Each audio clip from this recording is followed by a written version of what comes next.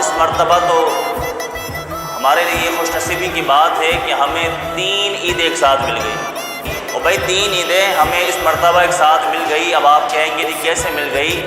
تو حدیث پاک کے اندر آیا کہ جمعۃ المبارک کا دن عید کا دن ہے، اور جس دن حضور کی ولادت ہوئی وہ دن بھی عید کا دن ہے. اور تیسری عید اتوار والے دن وہ 7 ستمبر ہے، یوم تحفظ ختم نبوت. بھائی اتوار کا دن پڑ رہا ہے، چھٹی کا دن ہے 7 ستمبر، یوم تحفظ ختم نبوت.